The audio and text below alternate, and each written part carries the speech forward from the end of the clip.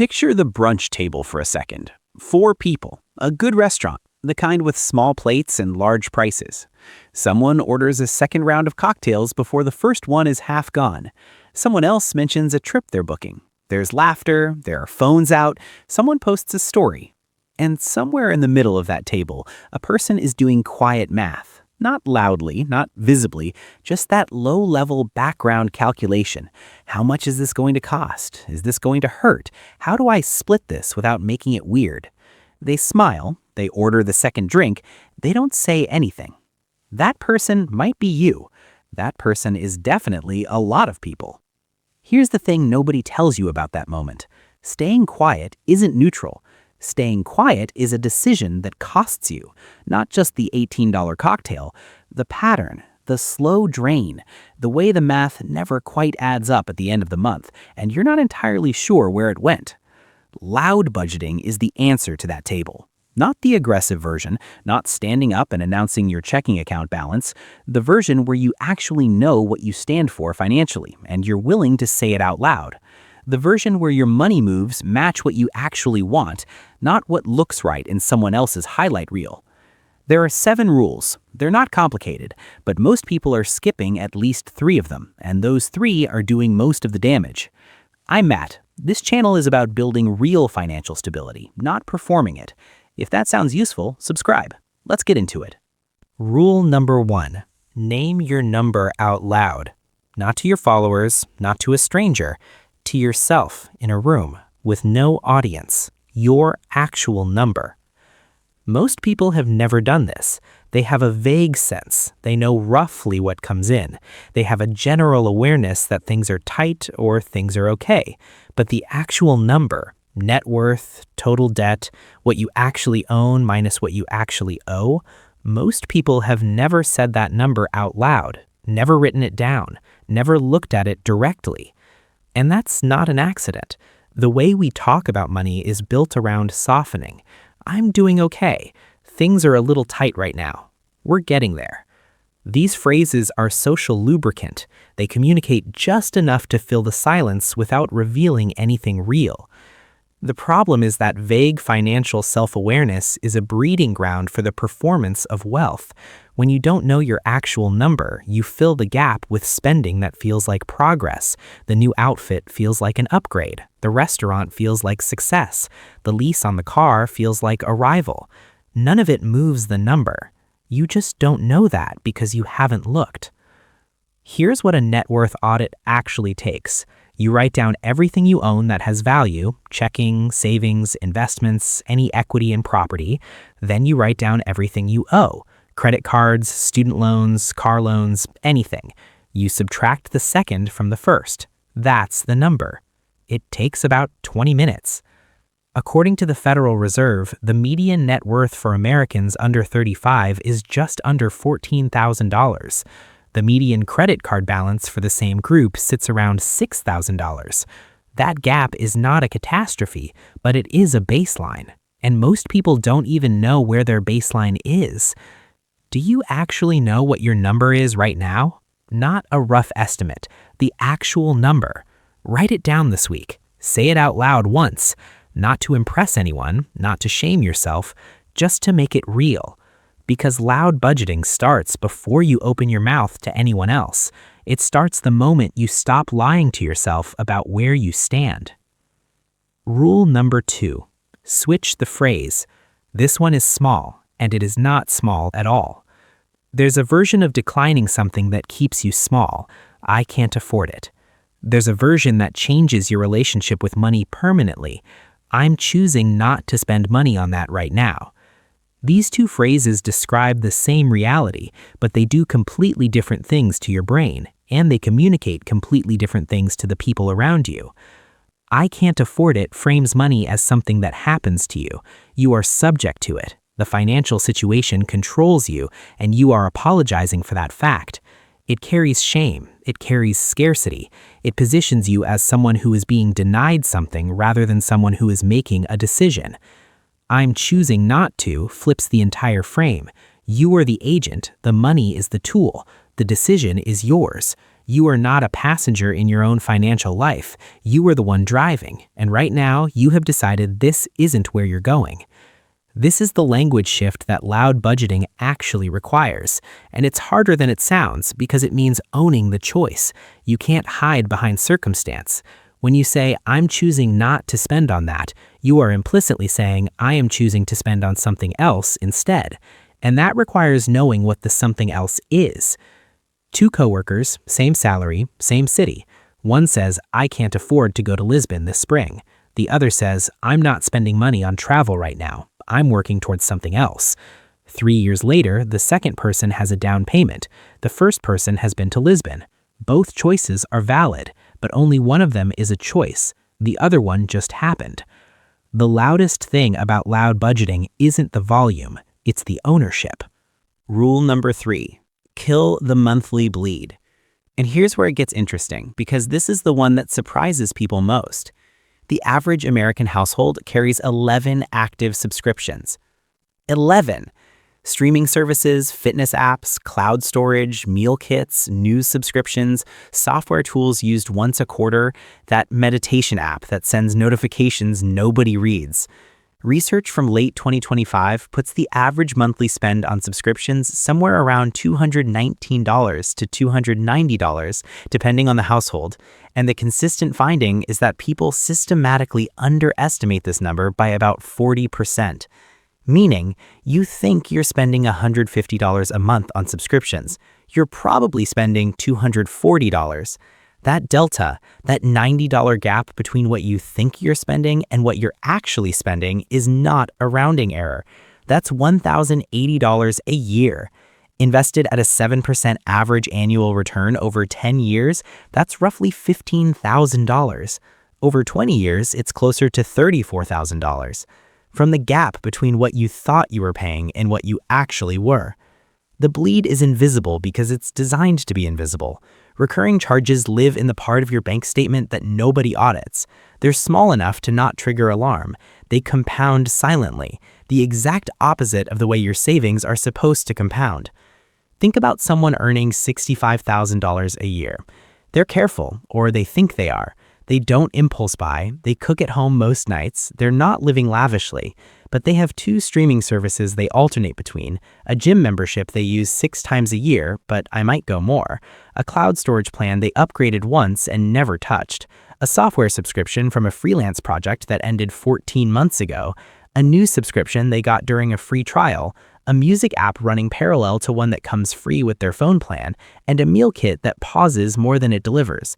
That's 7 subscriptions, at average pricing somewhere around $180 to $220 a month. They think it's about $90. It's always about $90 in people's heads. The gap between $90 and $200 is $1,320 a year. Over 10 years, redirected and invested at a 7% average annual return, that gap is $18,000. Not from cutting anything meaningful, from just knowing what was actually being charged and making a conscious call on each one. Keeping the ones that genuinely enrich your life, obviously. Nobody is suggesting you cancel the thing you actually use. The point is to choose it, not just tolerate it. This is where loud budgeting becomes a physical act, not just a conversational one. Open your last 3 months of bank statements, find every recurring charge, then ask one question for each one. Did I choose this in the last 30 days, or is this just happening? If it's just happening, it's part of the performance. It's a subscription to a version of yourself you may not actually be anymore. Cut the ones you didn't consciously choose. Redirect that money somewhere you did. This is not frugality, it's just paying attention. Rule number 4, decline loudly and specifically. The most underrated skill in personal finance is the ability to say no to social spending. Not vaguely, not apologetically, but clearly and without a lengthy explanation. This is the rule that makes people most uncomfortable because money is still treated as a private shame in this country. We will talk about almost anything before we will say, "That's not in my budget right now." We will fake a prior engagement. We will go anyway and quietly not order much. We will go and order normally and absorb the hit and quietly feel it for 3 weeks. Here's the data that should change that calculation. According to Credit Karma, 40% of millennials have gone into debt specifically to keep up with their social circle, not because they overspent alone in their living room, because they said yes to things they couldn't afford in order to avoid the discomfort of saying no in public. 40%. That's not a fringe behavior. That's nearly half the generation. And the cost isn't just the money. It's the resentment, the quiet stress at the table where you're doing the math nobody can see. The way saying yes to the thing you can't afford means saying no to something you actually want. Loud budgeting doesn't require an announcement or a financial debrief. It requires one clear sentence. That's not where I'm putting money right now, but I'd love to do something else. Dinner for $120 doesn't fit my budget this month. Can we do something lower key? That's it. You don't owe anyone a full accounting. You owe yourself the ability to say it. And here's the thing that happens when you do. Usually, at least one other person at the table exhales because they were doing the math too. They just weren't saying anything either. Nobody has ever genuinely enjoyed being the first one to mention the price, but everyone is quietly relieved when someone does. Rule number 5. Tax your own raise. This is the one that quietly destroys the most financial progress in America, and barely anyone talks about it in these terms. You get a raise. Let's say it's $8,000 a year. That's $667 a month. Before the direct deposit hits with the new number, before you've consciously decided anything, lifestyle creep has already started making claims. A slightly nicer apartment, better dinners out a couple times a week, a car upgrade that finally makes sense now, new clothes because the old ones feel wrong for a person at this income level. None of these decisions are individually catastrophic. Together, they quietly consume the raise within 90 days. And this is not hypothetical. Behavioral economists have documented this pattern repeatedly. Income rises and spending rises to meet it almost immediately, leaving the savings rate almost completely unchanged. This is lifestyle inflation in its purest form. It is the financial enemy that doesn't look like one because every individual upgrade feels completely reasonable. The insidious part is the framing. When your income goes up, spending more doesn't feel like overspending. It feels like you've earned it. You worked harder, you got the raise. Of course you deserve a nicer version of your life. And that logic is not wrong exactly. You did earn it. The question is what you earned. A slightly fancier present or a meaningfully different future. Because you can't fully have both, and nobody explains that part clearly enough. The loud budgeting version of a raise goes like this. The moment you find out, you decide what percentage you're keeping. Not giving yourself, not spending, keeping. Before the raise hits your checking account, you redirect a fixed amount, ideally 50% or more of the pre-tax increase, adjusted for what's realistic, into a savings or investment account. You treat the raise like it's taxed before you can touch it. On that $8,000 raise, redirect $400 a month. That's $4,800 a year. Invested at a 7% average annual return over 30 years, that single decision compounds to somewhere around $454,000 from one raise, without touching anything else you're currently doing. The rest of the raise, $267 a month, is yours. Upgrade one thing, go to dinner more. Enjoy the progress. Real wealth doesn't require that you enjoy nothing. It requires that you don't let the performance of wealth consume the part that actually builds something. Because real wealth whispers. The performance of wealth screams. Rule number 6, make the number visible. Here's a pattern worth paying attention to. People who can tell you exactly what they're working toward, the specific dollar amount, the specific purpose, save faster and more consistently than people who have a general intention to save more. This is not a personality trait. It's what happens when abstraction becomes concrete. I want to save more is a vague resolution. I am at $14,200 working toward $20,000 for a down payment, and I need to add $583 a month for 10 months to get there is a project. One lives in good intentions. The other lives in a spreadsheet you actually open. Loud budgeting means making this number visible in a specific physical way. Write it on a whiteboard. Put it in a note on your phone that you see every day. Tell one other person what the number is and what you're working toward, not for accountability theater, but because saying a goal out loud has a measurable effect on follow-through. Studies on goal setting consistently show that written, specific, shared goals have significantly higher completion rates than goals that exist only as internal intentions. The visibility isn't about motivation posters. It's about competing with the other numbers that are constantly visible in your life. Your bank app sends you notifications. Your subscriptions charge you automatically. Every ad you see is built around a number, a price, a discount, a limited offer. The financial world is already making numbers visible to you very selectively in the direction of spending. The only person who will make your savings target visible is you. What does your number look like right now? Do you have one? If someone asked you what you were working toward financially, could you answer in one sentence? If the answer is no, that's not a financial problem. That's a visibility problem, and it's fixable before the end of today. Rule number 7. Build your financial identity before the algorithm does. This one matters more now than it ever has. Here's what money dysmorphia is, because the term is getting used everywhere right now and it deserves a clear definition. It's the experience of feeling financially behind despite being objectively on track, feeling like you're failing at money while you're actually doing fine by any reasonable measure. Research published last year found that 43% of Gen Z and 41% of millennials experience this regularly. And one of the primary drivers isn't actual financial performance, it's social media.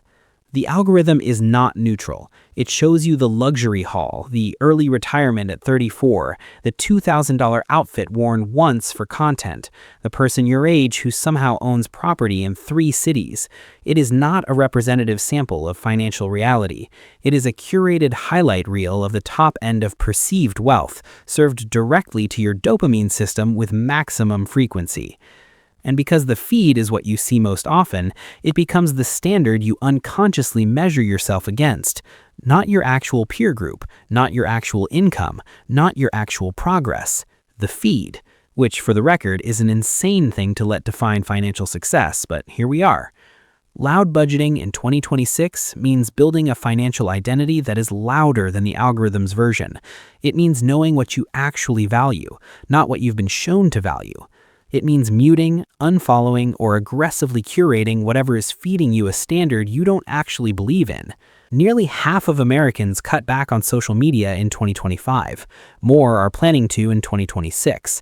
That's not a coincidence. That's a correction.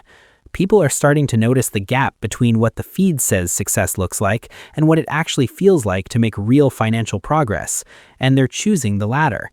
The person at the brunch table doing quiet math, they don't have to stay quiet. They can say, I'm choosing something else. This is not where my money goes. I have a number I'm working toward, and this isn't it.